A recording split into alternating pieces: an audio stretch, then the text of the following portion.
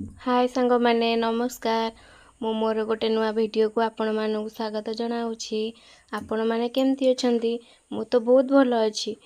तो आज गोटे नुआ रेसिपी नहीं मु आपण मानक पाखक आसीची।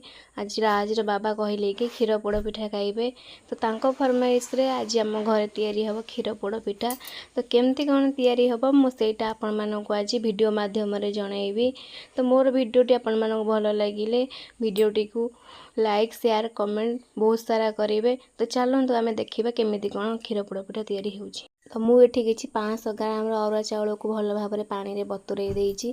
तो क्षीर पोड़ पिठा करबा लगी आम एठी किछि नड़िया कोरा चीनी काजू किशमिश गुजराती एवं चाउलटा को भल कि चिकन करके बाटी नहीं जिवे, जहाँद्वारा पिठाटी बहुत सॉफ्ट हम।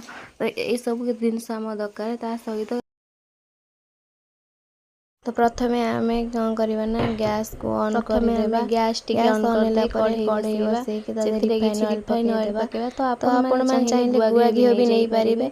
मो पाखे रिफाइन तेल थिला बोली मु नै जाईछि। तो रिफाइन तेल नेला परे आमे कौन करा काजू आ किशमिश को भल भाबरे भाजी देई देन आमे कढ़ई रे गरम पकेई कि भल भाबरे क्षीरटा को फुटीबा को छाडी देबा। तो क्षीर गरम होला परे ताको फुटीबा लागि भल कि छाडी देबा। परे क्षीर भल से फुटी गला परे देखंतु भल भाबरे केमती क्षीर फुटी जाउसुची। देखंतु क्षीर केमती भल भाबरे फुटुची। फुटला परे भल फुटी गला परे आण पकेई ताको गोटे जंतणी प्रस्तुत करिबा। भल भाबरे जंतणी गोटे प्रस्तुत हे गला परे ताको एक पात्र को आमे काढी देई कि पिठार सेप दे देई पोडिया पई छाडी देबा।